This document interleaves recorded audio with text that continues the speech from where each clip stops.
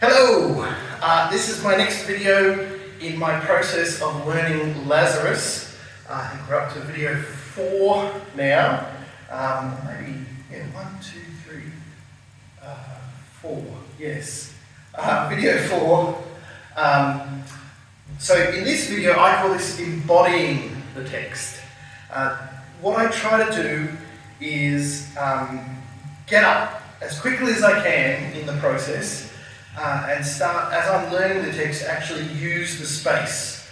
I don't, some people think of if you're going to present your reading in a public setting or even just to someone, that you learn it in your head and then you work out how do I block it, or how do I, blocking is the theatre term for working out when you're going to move left or right or how you're going to use the space. But for me, the process blocking isn't an added extra. Blocking is part of the way I remember the story, the text. It's in the actual movement, the choices that I make in how I'm going to move, the gestures that I'm going to use, where I'm going to stand, is all part of me exploring the text and the story, and it all helps me remember it. And it makes the process of remembering not just a cognitive thing, it makes it a physical thing. A bit like learning a piano piece, if anyone knows how to play piano. After a while it becomes muscle memory. Sometimes your fingers will remember where they need to play more than your brain does. And likewise, when I'm learning the story, if I'm using certain gestures or moving across the space like this, sometimes my body will remember where I have to move more than my brain will remember the words that I have to say. And in the remembering, I remember I pointed up or I walked across here, that actually reminds me of the words. So it's not that I've remembered the words and then I have to remember actions as well. It's actually an easier process to remember the actions, and that helps me remember the words. So I'm going to go through just a small section of what I've been working on so far and show you the choices that I'm making and how I'm incorporating that into my process of learning. So hopefully that'll be helpful to you. Sorry if it's a bit far away. I tried to work out to set up the camera, and hopefully the sound's okay. So John, so basically, firstly, I had to work out the various locations. In this narrative, as I went through, and if you've seen the previous videos, we've talked about it already, there are 3 really key locations. There's where Jesus is, there's where Bethany is, that's where Mary and Martha and Lazarus are. In Bethany there's also the tomb, so that's also sort of in that spot. And then there's a third spot which is outside of the city where Jesus meets with Mary and Martha when they come out and say, Lord, if only you had been here. That actually doesn't happen in Bethany, it happens just outside. And so that's sort of a third location. Now the easy way to do that is, and because it's a sense of travelling, is you have a sense of travelling across the stage. And you can choose whichever way you do it. But one thing I've recently learned is when, at least in English, we read from left to right, right? You read from left to right. And so what you want to do is when you've got something that has a sense of progression, you have it travelling from left to right when you're blocking it out for a presentation. Which means you actually, as a presenter, you have to actually do it backwards. For me, I have to do it from right to left. And you can do that also when you're talking about something like, in the past this has happened and we will see that in the future, or something like that, God will take us from here to there. You actually, I've learned to now do it against my instincts. My instincts would be from left to right for me, but I'm actually doing it for you. And so I do it from my right to left. So for you, it feels like a progression in the same way that you're reading. And so, if you can think about where would I then choose Jesus to be, and where would Bethany be? Jesus would be over here, Bethany would be over here. And then I let the story, the text itself, tell me when I should move or where I should go. And so it opens with, now a man named Lazarus was sick. It's just the general opening, setting the character, setting the scene. Now a man named Lazarus was sick. He was from Bethany, the village of Mary and her sister Martha. And then Mary was whose brother Lazarus now lay sick. And so now I'm presenting Lazarus now lay sick is down here. And that will also be where the tomb is, even though obviously he would have been laying sick in a bed, and then later they would have moved him to a tomb. It's easy to have nice simple locations so your audience can follow. So Mary, whose brother Lazarus now lay sick, was the same one who had poured perfume on the Lord and wiped his feet with her hair. Very interesting little addition, because that comes in the later chapter. So I'm curious as to why John chose to bring up that story, but we'll move on. Now the sisters, Mary and Martha, right? So I've got these two characters here. So I'll go back and flow that through. So now a man named Lazarus was sick. He was from Bethany, the village of Mary and her sister Martha. Mary was the one whose brother Lazarus now lay sick, was the one who had poured perfume on the Lord and had wiped his feet with her hair. So the sisters sent word to the Lord, and I've incorporated here a little action. So how did they send word to the Lord? They didn't go themselves, they were here, so they either sent a messenger or they sent it on a handwritten note. That's how I'll do it. So the sisters sent word to the Lord. The one you love is sick.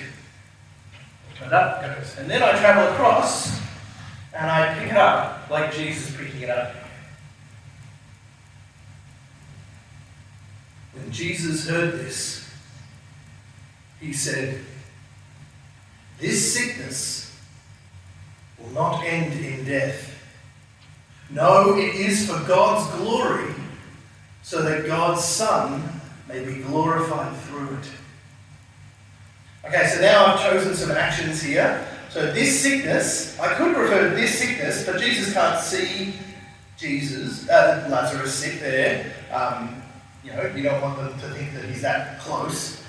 So this sickness, as in the sickness he's just learnt about in the letter, will not end in death. No, it is for God's glory. So now I've got a reference to God, so that God's Son, reference to himself, may be glorified through it. So now my body's remembering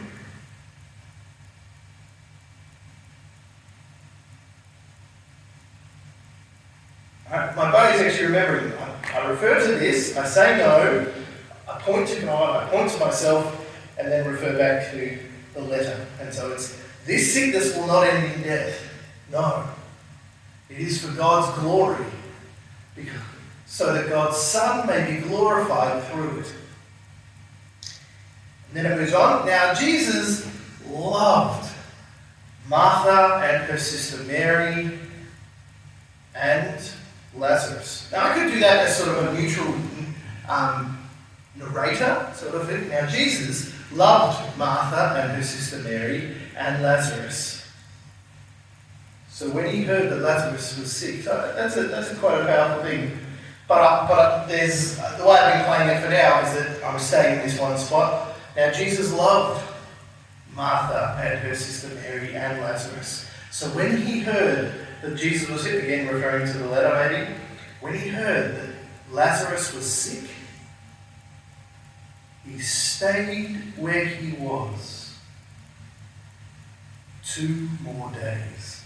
Now I really want to slow that down because it's really odd that it says because he loved them, he stayed where he was 2 more days. But because he loved him, he let him die. Like, that's really powerful and part of the whole point of the story. So you really want to make sure people hear that. You do that by emphasizing it, by slowing it down, and by pausing before it so that their ears prick up. So now Jesus loved Martha and her sister Mary and Lazarus. So when he heard that Lazarus was sick, he stayed where he was 2 more days. And then I do an action where, to give a sense of the passage of time, I'm thinking of doing an action where he walks back. Stop, and then I'll walk back. So that's a sense of, okay, 2 days have passed.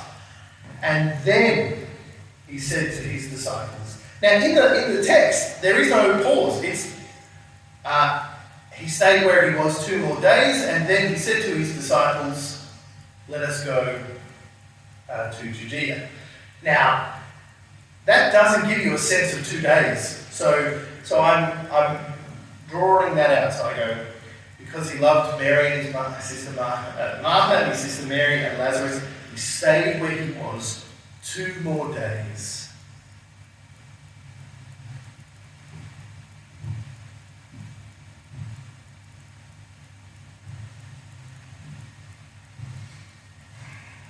And then he said to his disciples, let us go to Judea. But Lord, so then I step over here, because here is representative of the disciples. So Jesus is here, right, on this side of the stage, but I want to sort of a clear path. I don't want you to imagine disciples blocking him when he's referring to where they're going to go. So his disciples are over here, sort of cowering further over. So then I step into a representative of the disciples.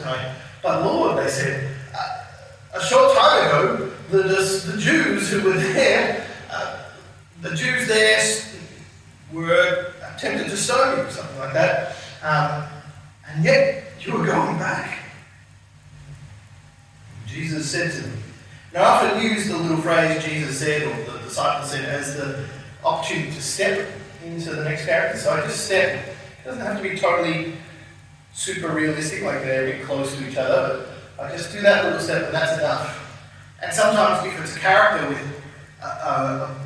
some sort of body, like if I'm playing an old man and Jesus or something like that, that step can be enough to get into the character, especially because Jesus is resolute and the disciples are Lord, they're nervous. So Jesus says to them, and then Jesus says this cryptic section which has been a bit tricky to learn, which he says, are there not 12 hours of daylight? Anyone who walks in the daytime will not stumble, because they will see by this world's light.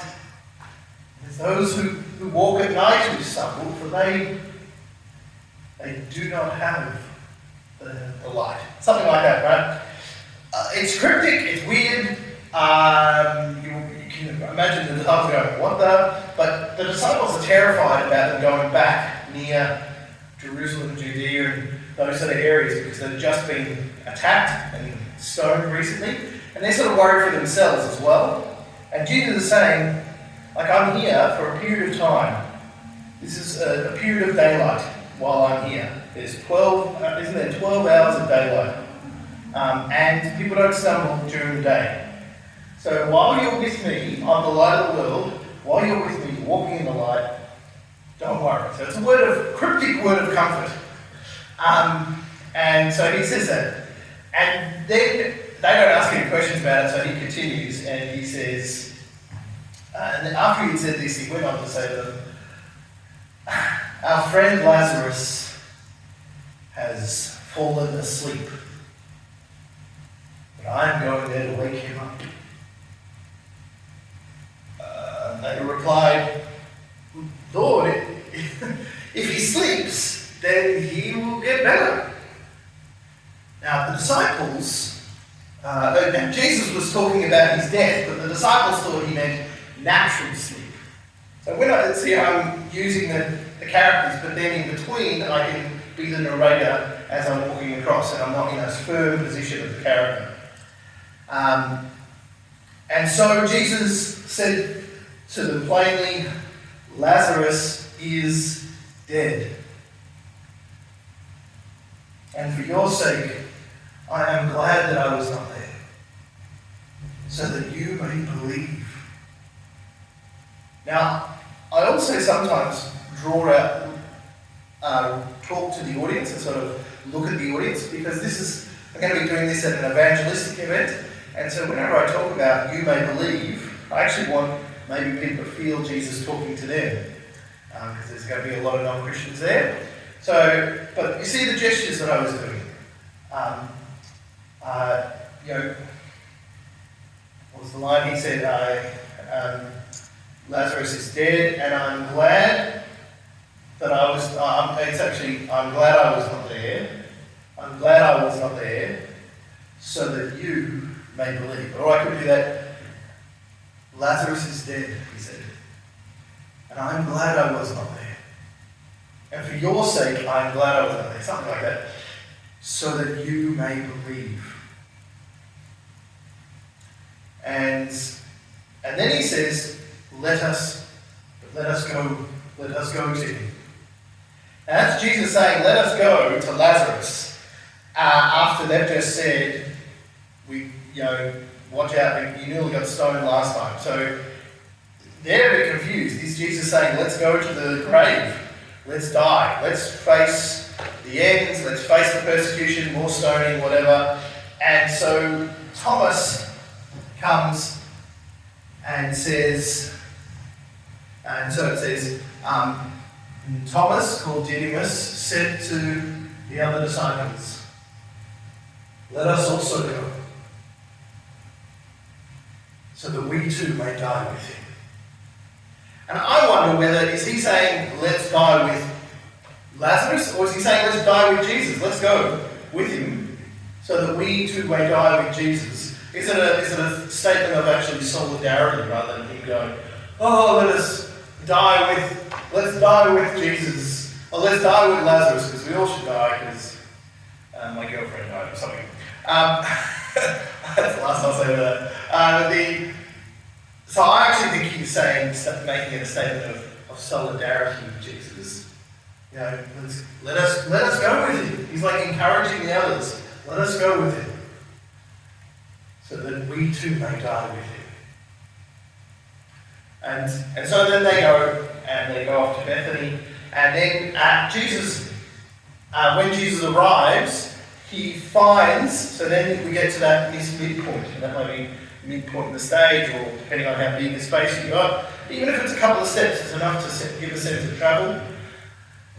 He discovered that Lazarus has been in the tomb for 4 days, and then it also talks about Bethany. Now Bethany was 2 miles from Jerusalem, so I'm going to make Jerusalem. It's not a big part of this story, but it has to sort of be in between. If you look on a map, it's sort of in between where Jesus was, because that's where they sort of got stoned, or attempted stone. And so it says, now Jerusalem, or Judea, I think it says, was 2 miles from Bethany, and many Jews had come from there to comfort Mary and her sister Martha in the loss of their brother. So you get this sense of these Jews had come from this important place here to comfort Mary. And that's actually quite important. So that's why I want to give this sense of movement. I just don't want to just say it. Oh, there were some Jews and they came. Because actually the story's about them. They're the ones Jesus is doing this public sign for. Because at the end, the very last line of this story, or at least the last line of that I'm doing on verse 45, it's the Jews who had seen what Jesus did believed in him.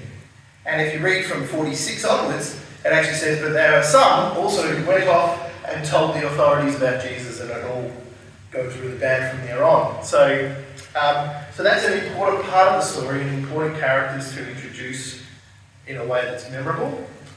And then it continues. Martha comes out to meet Jesus. So you've got Claire here, this little interaction with Jesus here. And then there's the great line, I am the resurrection and the life, another one that I want to say out, rather than just to Martha, because it's one you want people to feel. And then Martha goes back, tells Mary. Mary runs off, and some of those Jews come following because they think she's going to the tomb. She runs off, has a more emotional moment with Jesus. Jesus is affected and moved by this, and says, take me to, he's deeply troubled. He says, take me to the tomb. And so they take him, and Jesus weeps. Jesus wept. I've been thinking about how do I present that. I could say, Jesus wept. I'm trying to represent Jesus weeping. But I've played with it a couple of ways. I think I've decided that I'm going to have the narrator, or representative sort of the Jews, standing there saying, Jesus wept. And then, because then it's easy to go straight to the Jews going, and they Jews standing there, so see how he loved him. But then others said, well, couldn't he who opened the eyes of the blind man kept this man from dying? Right? So you see I'm using all these gestures. So you as an audience member can imagine all the different things where they are. So I have them in really simple spots.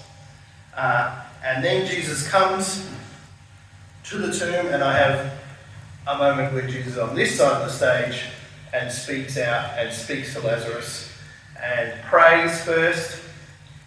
And tells them to roll over the tomb. He prays to God, so there's a moment up. And then he calls out in a loud voice, Lazarus, come out! And Lazarus comes out, and Jesus says, take off his grave clothes and let him go.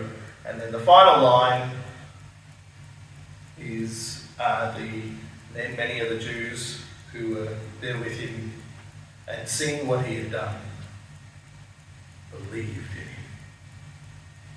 And that's the end. So, hopefully that's helpful. I call that embodying the text.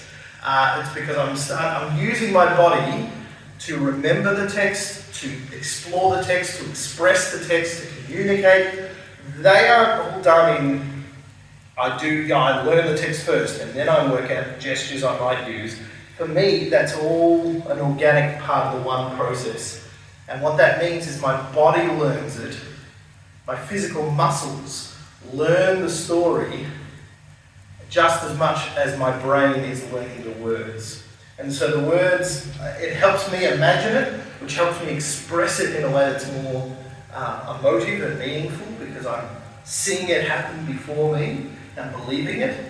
It helps me connect with the characters and what they're feeling, because when it's Mary coming up, Lord, you had been here. My brother would not have died. Because it says she fell to his feet. And so actually physically doing that incredibly helps me learn the story, commit it to memory, present it, and embody it. So hope that's helpful to you, seeing my process in learning Lazarus by embodying the text. Cheers.